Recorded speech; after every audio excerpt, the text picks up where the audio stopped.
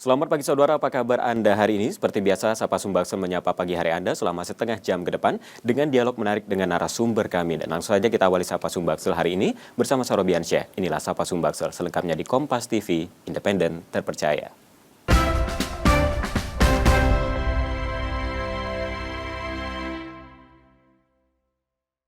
Saudara, menjelang Hari Raya Idul Adha, hewan kurban mulai ramai dijajakan. Lalu bagaimana kesiapan Dinas Pertanian dan Ketahanan Pangan Kota Palembang untuk memastikan hewan kurban aman dikonsumsi? Dan kita akan membahasnya bersama dengan Pak Yuli Ferry, PLT Kepala Dinas Pertanian dan Ketahanan Pangan Kota Palembang, dan juga Ibu Rosida Satriani, Kepala UPT Puskesmas DPKP Kota Palembang.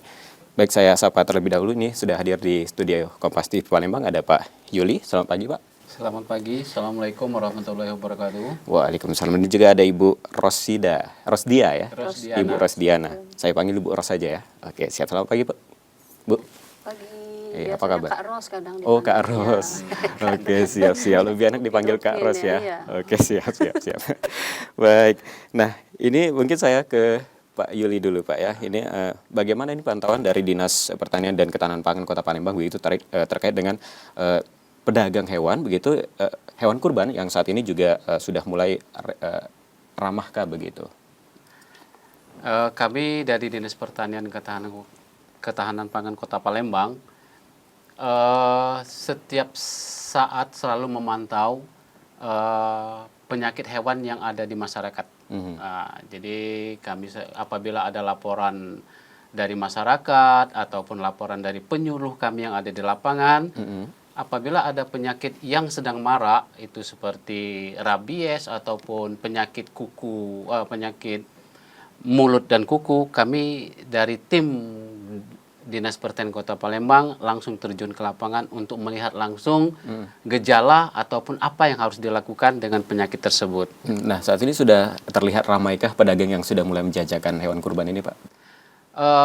Karena menjelang Hari Raya Idul Adha ini, sampai saat ini belum terlalu ramai, tetapi sudah ada nampak beberapa pedagang sudah menjajakan sapi-sapinya di jalan-jalan. Nah, ini terkait dengan peraturan Wali Kota Palembang nomor 58 tahun 2016, itu pedagang tidak boleh lagi menjual sapi itu di pinggir jalan, karena akan mengganggu lalu lintas jalan itu sendiri.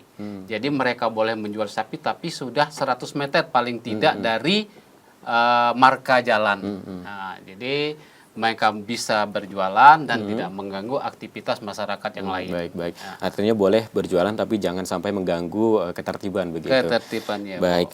Nah, ini biasanya dari mana saja hewan kurban yang didatangkan gitu? Kami hewan kurban ini kebanyakan itu dari penangkar biasanya.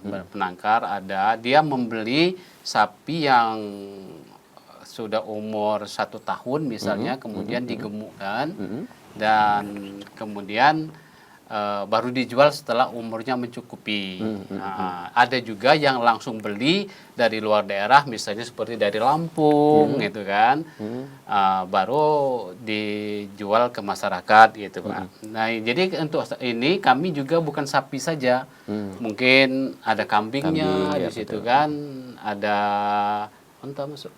Domba ada. Unta belum ada. Belum sampai ada. situ. Unta belum ada, kata Ibu. Ini belum diekspor dari Belum Arab. diekspor, betul. Baru kurma, jadi, baru sapi, kerbau, dan domba. Atau kambing, katakanlah sekarang ini. Nah, saya ke Kak Ros ya. Ya, Ini Dr. Ros boleh, Kak Ros boleh. jenis hewan yang boleh dikurbankan ini seperti apa, Bu? Harus sehat tentunya, kan harus sesuai syarat sah hewan kurban itu kan memenuhi. Kalau secara kesehatan hewan tentunya harus sehat, cukup umur, tidak cacat, seperti itu yang dilengkapi surat keterangan kesehatan nanti dari dokter hewan yang ditunjuk dari Dinas Pertanian dan Ketahanan Pangan Kota Palembang. Biasanya juga dicek dari jumlah gigi begitu, Bu ya? Ya, nah dari kesehatan itu ya nanti kita cek ininya salah satunya usia hewan kurban itu tadi, sapi misalnya harus 2 tahun, ditandai dengan lepasnya gigi seri 2 tadi, poel, kalau istilah di peternakan itu poel, Pak. Kalau pada kambing itu lepas 2 gigi seri, tergantikan 1 gigi seri kalau pada kambing, jadi umurnya itu 1 tahun. Kalau sapi tadi lepas 2 itu 2 tahun. Tapi di peternak itu lebih dikenal sudah poel, kalau sapi poel 2, kalau kambing poel 1, seperti itu, Pak. Nah, Kalau ini mungkin ke pedagangnya sendiri apakah sudah disosialisasikan begitu Bu Ya. terkait dengan hal tersebut? Karena mungkin ada juga yang mungkin belum paham begitu Bu. Ya, kebetulan di Kota Palembang ini sendiri dia sudah 2 tahun terakhir ya, sudah dibentuk asosiasi penjual hewan kurban. Jadi ada sekitar 102 asosiasi. Jadi mereka memang sudah paham ketentuan-ketentuan yang harus dipenuhi dalam menyediakan hewan kurban di Kota Palembang ini. Salah satu yang Pak Peri ucapkan tadi, tidak boleh di pinggir jalan. Betul, gitu. betul. Salah satunya memang akhirnya dibuat peraturan ada perwako tadi gitu. Baik, saya ke Pak Yuli lagi. Nah, ini bagaimana pengawasan begitu Pak di PKP Kota Palembang begitu supaya tidak ada pedagang yang nakal begitu Pak? Jadi kami dari Dinas Pertanian dan Ketahanan Kota Palembang ini itu sudah membentuk tim. Jadi membentuk tim, di dalamnya juga ada dokter hewan, ada penyuluh. Nah, mereka dari tim ini mengawasi hewan-hewan yang akan dijual di pinggir jalan atau di masyarakat. Jadi mereka juga telah berkoordinasi dengan pedagang supaya bersedia untuk diperiksa kesehatannya. Jadi hewan yang sehat menurut kami itu boleh layak dijual. Apabila tidak sehat maka kami akan rekomendasi kepada pedagang untuk tidak dijual kepada masyarakat itu. Nah, ini ada satgasnya juga begitu Pak ya? Iya, ada. Nah, kita akan jawab usai jeda begitu Pak, karena ini juga sangat penting begitu satgas ini memastikan begitu hewan ini layak jual atau tidak begitu. Baik. Dan saudara, usai jeda saya masih akan melanjutkan perbincangan terkait dengan hewan kurban. Tetap bersama kami di Sapa Sumbaksel.